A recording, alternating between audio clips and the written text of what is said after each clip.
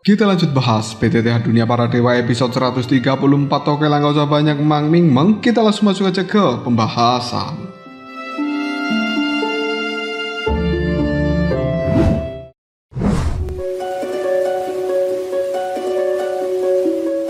Mendengarkan suara tepuk tangan dari Xiaoyan, King Lin secara perlahan keluar dari balik tirai, berjalan dengan anggun, menatap diam-diam Kaisar Raxiao dan juga rombongannya. Wajah dari King Lin telah menyimpan sedikit kerumitan. Di satu sisi ada ikatan dari garis keturunan, di sisi lain ada kasih sayang yang mendalam. Pada saat King Lin muncul, garis keturunan di dalam tubuh Kaisar Yao dan juga kelompoknya langsung beresonansi dengan garis suci di dalam tubuh King Lin. Kaisar Yao dan juga 8 tetua gemetaran di dalam hati mereka. Wajahnya menunjukkan ekspresi gembira. Kaisar Yao menekan kegembiraan dan juga sensasi di dalam dirinya, lalu bertanya, "Bolehkah aku tahu siapa namamu?" King Lin menatap Kaisar Yao sambil menimpali, "Namaku adalah King Lin." Detik berikutnya mata dari King Lin menunjukkan 3 titik hijau, membuat jantung dari Kaisar Yao dan juga para tetua berdebar kencang. Kaisar Yao tiba-tiba berbicara, "Pupil mata 3 bunga ular giok hijau.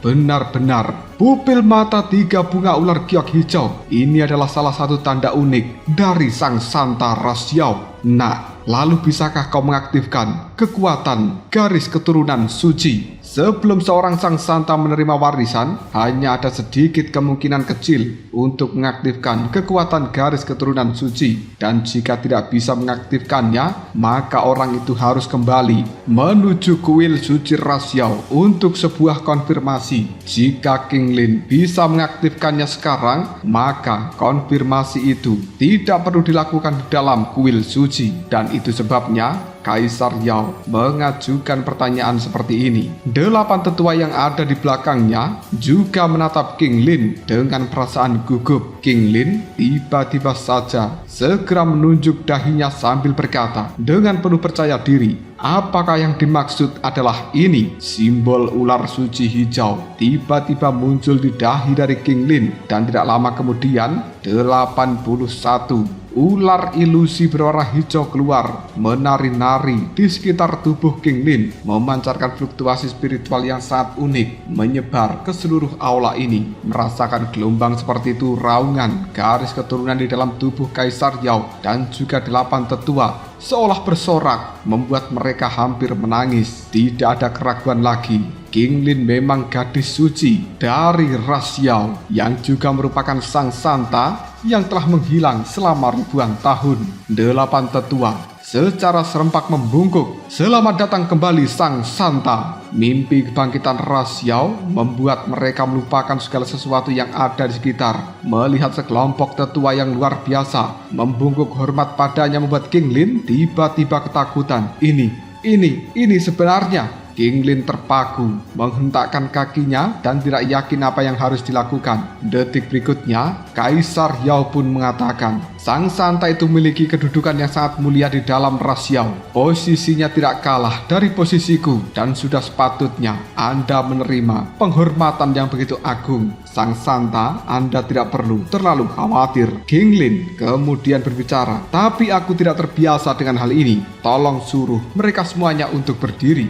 8 tetua segera mengatakan, "Terima kasih atas rahmat Anda Sang Santa." Secara serempak, 8 tetua itu langsung berdiri dengan tegak. Kaisar Yao kembali mengatakan pada King Lin, "Ratusan juta anggota Raxiao dengan penuh harap menantikan kembalinya Sang Santa. Mohon Anda segera berangkat bersama kami untuk kembali ke dalam Raxiao dan menerima penghormatan dari seluruh rakyat." King Lin cukup terkejut. Kembali ke dalam Raxiao sekarang?" Kaisar Yao tersenyum. "Benar. Kali ini aku telah mengerahkan pasukan elit dari Raxiao untuk memastikan perjalanan Sang Santa aman tanpa kekhawatiran. Namun dengan begitu banyak orang yang telah dikerahkan, sulit untuk merahasiakan keberadaan kami. Demi keselamatan Sang Santa, aku berharap Anda bisa berangkat bersama dengan kami secepat mungkin." Memikirkan perpisahan seperti ini dengan Xiaoyan, hati King Lin rasanya sakit. Dia menundukkan kepalanya dan kemudian sedikit melirik ke arah Xiaoyan, seolah-olah ingin bersembunyi. Hubungan antara Xiaoyan dan juga King Lin tidak boleh terungkap. King Lin mengingat peringatan dari semua orang sebelumnya dengan seksama, tapi dia masih tidak mampu menahan diri untuk tidak melirik Xiaoyan. Meskipun gerakan seperti ini sangatlah halus, itu tidak luput dari perhatian Kaisar Yao yang telah mengamati setiap gerak-gerik dari King Lin.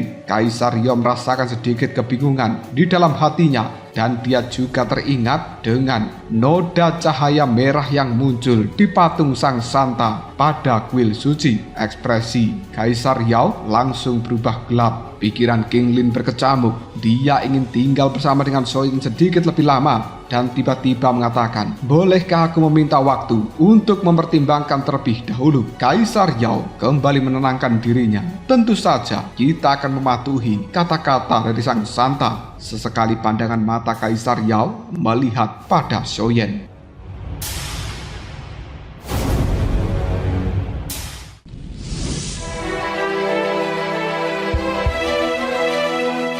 Meskipun Kaisar Yao curiga, dia sudah tahu sebelumnya bahwa kesucian Sang Santa telah ternoda. Meskipun dia sangat tidak senang sebagai kaisar dari suatu ras besar, sudut pandangnya tentu tidak sama dengan orang lain. Lebih jauh lagi, tidak ada aturan yang ketat di dalam ras Yao yang melarang Sang Santa untuk menikah, karena kesucian Sang Santa sebenarnya tidak berpengaruh pada kekuatan garis keturunan suci miliknya, dan itu juga tidak akan pernah mempengaruhi peningkatan kemampuan ras Yao. Ini sudah cukup jelas bagi seorang Kaisar Yao. Dia hanya penasaran saja, menginginkan jawaban yang pasti karena perbuatan itu sudah dilakukan, dan dia hanya ingin melihat siapa orang yang berani mengambil keperawanan Sang Santa. Apakah dia layak? Apakah dia kuat? Jika memang iya, maka itu adalah sesuatu yang baik untuk seluruh ras Yao. Namun jika tidak layak, demi citra Sang Santa, demi seluruh ras Yao, maka Kaisar Yao harus segera bertindak dalam hal ini. Tapi apakah kecurigaan Kaisar Yao terhadap Xiaoyan benar? Menginterogasi Sang Santa, bahkan jika dia adalah kaisar yang memimpin ras Yao saat ini, tidak memiliki hak bertanya langsung pada Xiaoyan. Mustahil. Bagaimana jika hal itu tidak dilakukan Xiaoyan? Bukankah sama artinya dengan menfitnah Xiaoyan? Dan sesuatu seperti ini pasti akan menjadi lelucon terbesar di dalam benua Dodi. Kaisar Yao menghela nafas di dalam hatinya. Dia hanya bisa menyelidiki secara tidak langsung dan mungkin bisa menemukan jawaban serta beberapa petunjuk. Tapi apapun jawabannya, masalah ini tidak boleh sampai dipublikasikan. Bahkan jika itu benar-benar Xiaoyan, dia hanya bisa merahasiakannya. Kemampuan Xiaoyan untuk menemukan Sang Santa bagi ras Yao sudah merupakan bantuan terbesar bagi ras Yao itu sendiri. Hutang budi seperti ini harus dibayar dengan setimpal. Kaisar Yao melihat pada Xiaoyan, lalu dia berkata, "Kebaikan besar dari saudara Xiaoyan. Pertama-tama aku, atas nama seluruh ras Yao, mengucapkan terima kasih banyak. Namun ada satu hal yang aku tidak mengerti. Di manakah saudara Xiaoyan menemukan Sang Santa? Dan bagaimanakah Anda menentukan identitasnya sebagai gadis suci dari ras Yao?" Pandangan mata dari Kaisar Yao mengamati setiap pergerakan halus dari seorang Xiaoyan. Ditanya seperti itu, hati Xiaoyan menegang, merasakan tatapan mata dari Kaisar Yao seolah menyapu dirinya dan ingin tahu bahwa hubungannya dengan King Lin bukan hubungan biasa dan sudah dicurigai. Xiaoyan berpikir bahwa dia perlu menanggapi dengan hati-hati. Setelah berpikir sejenak, Xiaoyan pun akhirnya berkata, "Aku dan juga timku pada saat itu telah mengalami turbulensi spasial selama melakukan eksplorasi dan secara kebetulan bertemu dengan Nona King Lin yang jatuh dari langit. Begitulah cara kita bertemu." Xiaoyan menceritakan kisah yang sudah mereka karang sebelumnya, dan tempat kita berada adalah sebuah reruntuhan kuno. Namun sayangnya, reruntuhan kuno itu lenyap ketika kita meninggalkan tempat tersebut. Mendengarkan jawaban dari seorang Xiaoyan, para tetua dan juga Kaisar Yao merasa bahwa Xiaoyan terlalu mengada-ada, hampir ingin mengutuk. Bagaimanapun reruntuhan kuno adalah tempat yang cukup menjengkelkan. Ketika ditinggalkan, memang akan hancur dengan sendirinya. Dengan begitu, Xiaoyan bisa mengarang cerita sesuai dengan keinginannya sendiri. Kaisar Yao tidak punya pilihan selain mengalihkan pandangannya pada King Lin, berharap mendapatkan jawaban yang jujur. Tentu saja King Lin adalah orang yang tidak pandai berbohong. Dia memilih metode yang paling aman, yaitu dengan menganggukkan kepalanya. Dengan kedatangan Kaisar Yao bersama dengan 8 tetua, tidak ada lagi yang bisa mengancam King Lin di tempat ini. Kaisar Yao percaya King Lin memahami hal seperti itu, dan ketika dia melihat King Lin menganggukkan kepalanya, kecurigaan Kaisar Yao terhadap Xiaoyan langsung lenyap. Bukan hal yang aneh untuk mendapatkan harta karun di tengah gejolak spasial dari benua Dodi. Kecurigaan Kaisar Yao terhadap Xiaoyan juga menghilang. Sikap Kaisar Yao menjadi ramah. Aku hanya bertanya dengan santai. Saudara Xiaoyan, kau jangan tersinggung ya. Xiaoyan kemudian melanjutkan kata-katanya. Adapun bagaimana kami menentukan bahwa dia adalah gadis suci dari ras Yao, semuanya itu berkat dari Xiaozan. Setelah bertemu dengan Nona King Lin, kebetulan kekuatan garis keturunan sucinya aktif, dan kemudian hal itu membuat kekuatan garis keturunan di dalam tubuh Xiaozan meningkat pesat di bawah pengaruhnya. Efek ini hanya bisa dicapai oleh seorang gadis suci ras Yao. Jadi kami menyimpulkan bahwa King Lin merupakan gadis suci dari ras Yao itu sendiri. Kaisar Yao melihat pada Xiaozan. Aura di dalam tubuh Xiaozan memang telah meningkat, mendekati tahap menengah bintang 6 Dodi dan lebih jauh. Konsentrasi dari garis keturunan murni di dalam tubuhnya adalah bukti terbaik. Kaisar Yao dan juga 8 tetua menganggukkan kepalanya setuju. Xiaoyan hanya bisa menghela nafas dengan lega. Detik berikutnya Kaisar Yao bertanya kembali. Aku lihat Sang Santa sangat menyukai halaman klan Xiao. Sepertinya pesona dari saudara Xiaoyan cukup besar. Perkataan seperti ini membuat Xiaoyan, pupil matanya langsung mengecil, urat-urat dahinya berdenyut, membangkitkan kecurigaan dari Kaisar Yao.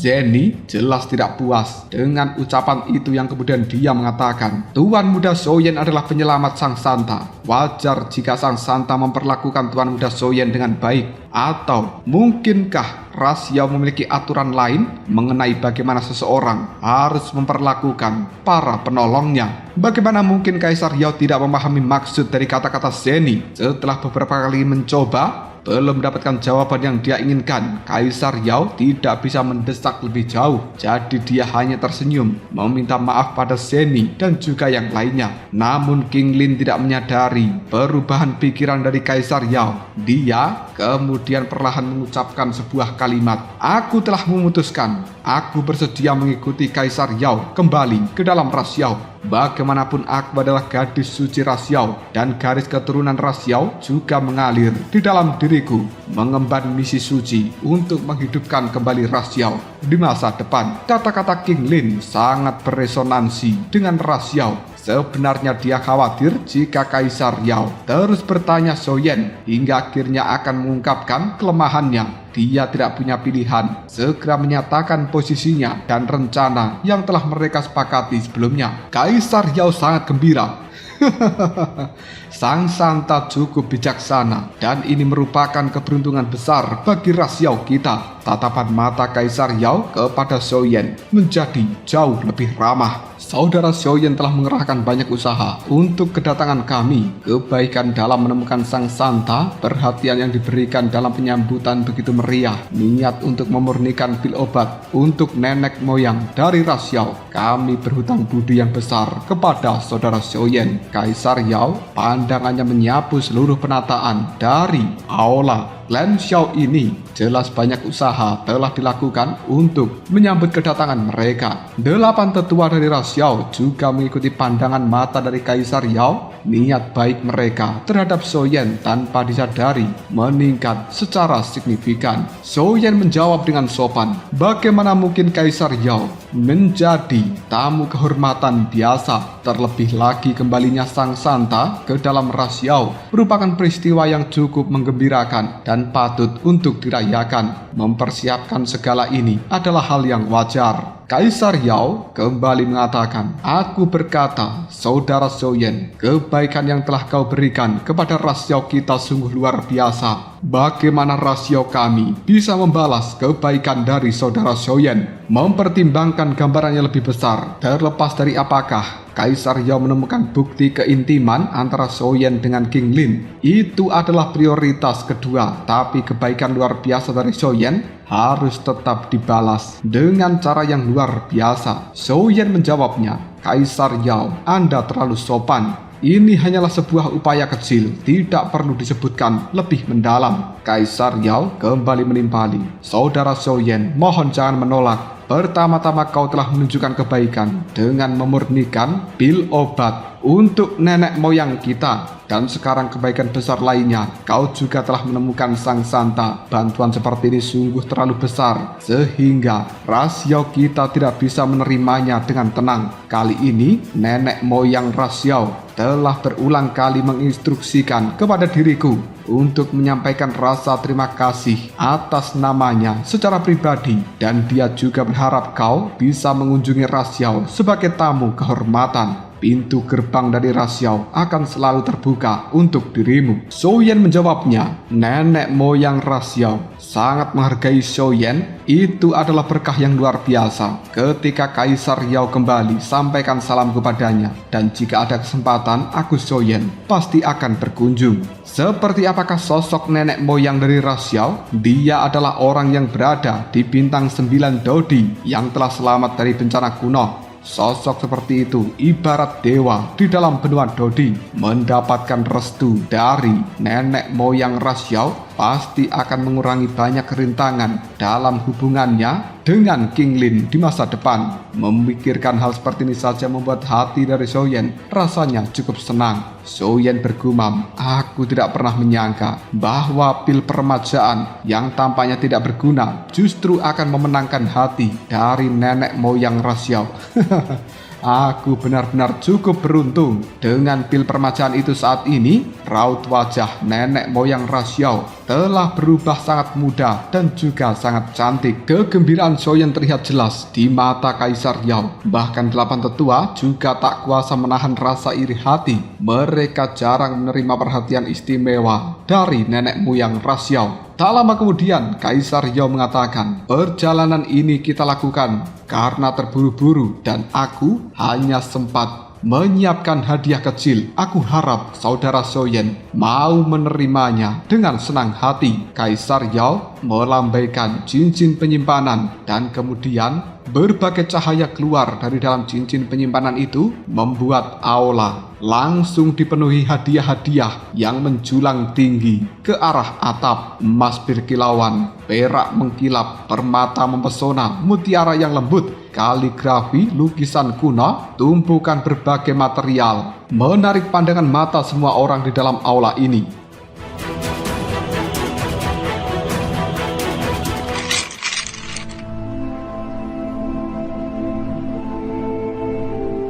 Soyen menatap pada harta-harta karun itu, dan detik berikutnya dia mengalihkan perhatiannya menatap Kaisar Yao sambil berbicara, Kaisar Yao, Anda benar-benar bermurah hati dan rumor itu tidak pernah meleset. Kaisar Yao melihat sikap tenang dan juga ekspresi yang biasa saja dari seorang Soyen. Dia pun berkata di dalam hatinya, bocah ini memiliki sifat yang baik. Dia bahkan tidak terlalu tertarik dengan harta seperti itu. Dia merupakan pilihan terbaik. Poin di dalam hati Kaisar Yao terhadap Soyen telah meningkat. Meskipun dia mengetahui Xiaoyan kaya raya, kemampuan untuk tetap tenang dengan tumpukan harta dan juga permata sudah cukup untuk menilai karakter seseorang. Semua ini tampak sesuai harapan Kaisar Yao, dan kemudian dia mengatakan, "Aku tahu bahwa saudara Xiaoyan memang telah memonopoli pil obat pemulihan kelas rendah. Jadi bagaimana mungkin kau akan tertarik dengan kekayaan seperti ini?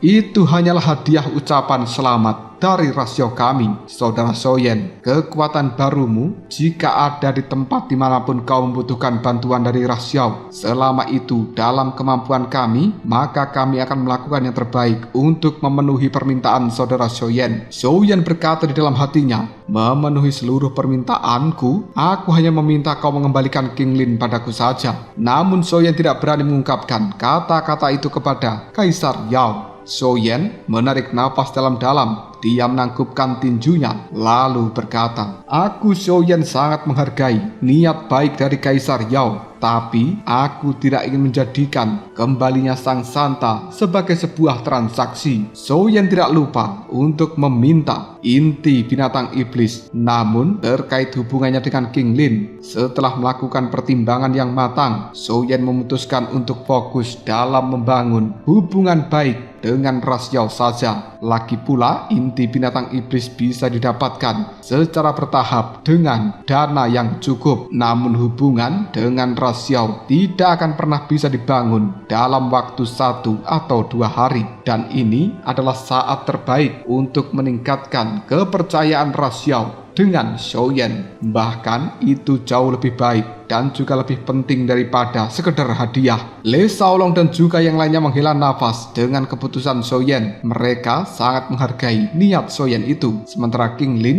dipenuhi emosi. King Lin kemudian juga memahami bahwa Xiaoyan melepaskan klaim atas kekayaan ras Yao untuk membuka jalan bagi mereka di masa depan nanti bisa bersama. Membuat King Lin merasa semuanya memang sepadan. Kaisar Yao dan juga 8 tetua semuanya bingung, tidak menyangka Xiaoyan tidak memiliki tuntutan apapun. Melihat sikap Xiaoyan yang sangat tulus, mereka menganggukkan kepalanya berulang kali, merasa bahwa Xiaoyan tidak boleh diremehkan dan layak untuk dijadikan teman. Kaisar Yao untuk sesaat berharap Xiaoyan adalah orang yang memang benar-benar berhubungan intim dengan Sang Santa. Terlepas dari kekuatannya yang lemah dan fondasinya yang tidak stabil, namun potensi dan juga karakter Xiaoyan membuat Kaisar Yao sangat puas. Meskipun awalnya dia mencurigai Xiaoyan, tapi saat ini dia malah berharap orang yang melakukan kiu-kiu Mbok Jeru bersama dengan King Lin memang Xiaoyan. Seluruh aula besar di klan Xiao menjadi hening sebelum akhirnya Kaisar Yao menepuk tangannya.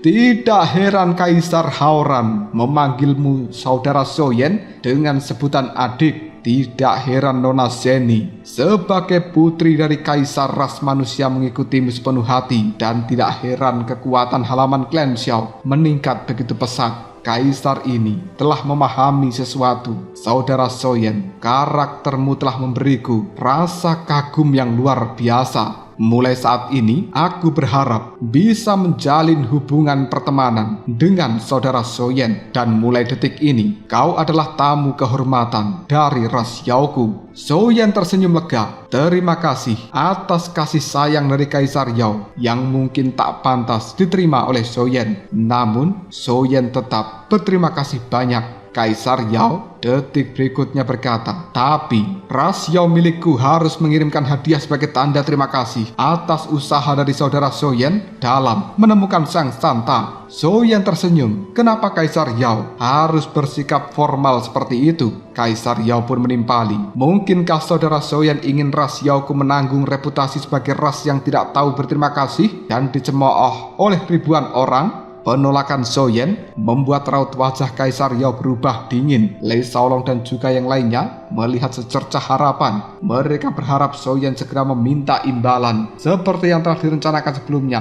yaitu meminta inti binatang iblis tingkat tinggi. Namun keteguhan hati Soyen tetap menolaknya, dan perasaan tulus serta keteguhan seperti itu membuat Le Saolong dan juga yang lainnya merasa cukup jengkel, tapi mereka tetap menghargai apapun keputusan Soyen. Xiao Zhan berkata di dalam hatinya, penolakan berulang kali dari Tuan Muda Soyen pasti sedikit membuat marah Raxiao yang selalu lugas.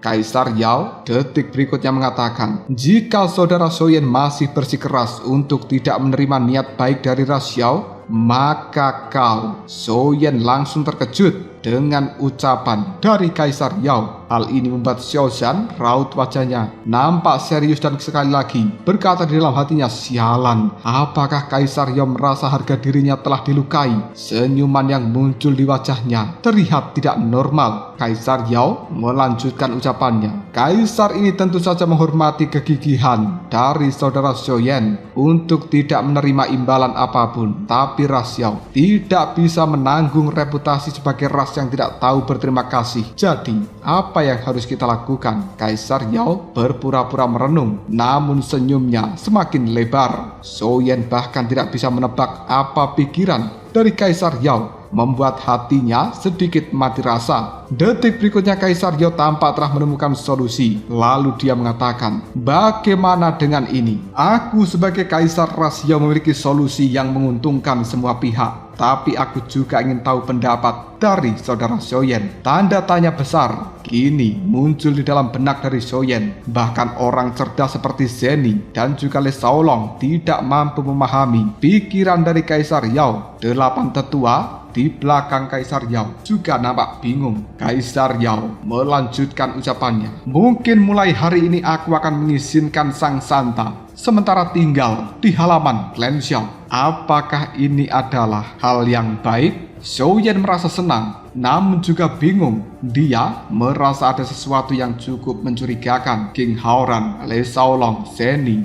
menatap tajam pada Kaisar Yao. Tampaknya dia memang memiliki niat yang lain. Xiao Zhan dan juga yang lainnya karena pikiran mereka sederhana hanya tercengang. Di sisi lain King Lin wajahnya tampak gembira dan merasa Kaisar Yao di dalam matanya saat ini adalah orang terbaik di dunia. 8 tetua di belakangnya tiba-tiba berkata, Kaisar Yao. Mereka tidak menyangka bahwa Kaisar Yao akan mengambil keputusan seperti itu. Dan ketika para tetua akan berbicara, Kaisar Yao mengangkat tangannya menghentikan tetua ini untuk terdiam. Selanjutnya Kaisar Yao mengatakan, namun Sang Santa itu merupakan orang paling penting di dalam Raxiao. Jadi kita tentu tidak bisa mempercayakan seluruh perlindungan kepada saudara Soyen. Oleh karena itu aku akan mengirimkan 200 pasukan elit penjaga kuil suci ke tempat ini. Masing-masing dari 8 tetua juga akan memilih 300 pasukan elit mereka dari faksi masing-masing. Jika ditotal, mungkin akan ada sekitar 2000 orang lebih yang akan berada di kediaman klan Xiao ini. Dan aku yakin saudara Soyen tidak keberatan apabila mereka tinggal sementara di rumah besarmu untuk melindungi Sang Santa, bukan? Selain itu kau tidak perlu khawatir, seluruh biaya akan ditanggung oleh Raxiaoku. Kata-kata Kaisar Yao membuat Soyen hanya terdiam sambil mengerutkan keningnya. Dia berpikir apabila Raxiao benar-benar mengirimkan 2000 pasukan elit tinggal di dalam halaman klan Xiao, maka pada saat itu halaman ini tidak akan memiliki rahasia apapun dan pasti memicu reaksi keras dari orang-orang ras manusia dan juga ras iblis. Dan saat itu sekitar halaman klan Xiao pasti akan selalu dipenuhi mata-mata dari ras manusia dan juga ras iblis. Apabila ketiga ras itu saling bertemu, maka gesekan akan meningkat.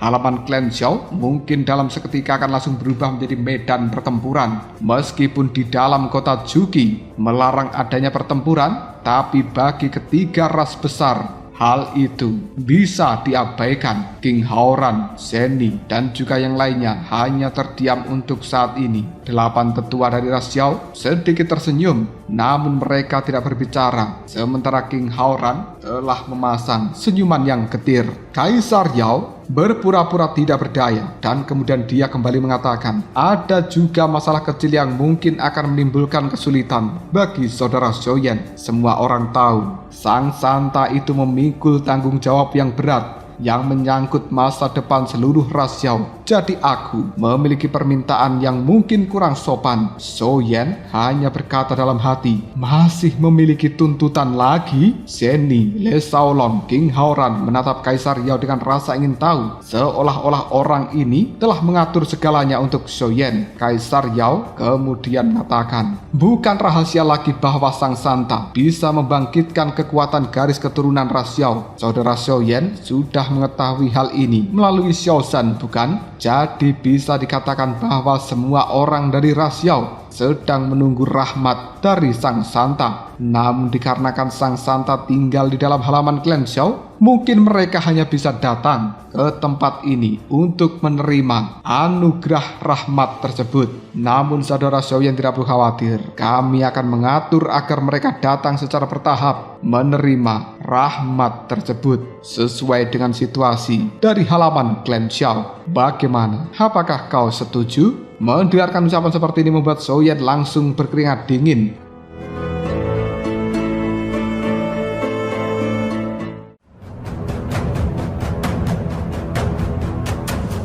Lalu apakah yang akan terjadi selanjutnya? Mungkinkah Shoyen akan menerima permintaan dari Kaisar Yao? Atau mungkin dia menolaknya dengan berbagai pertimbangan? Jika kalian penasaran, tunggu aja jawabannya di next video. Kobral Sal.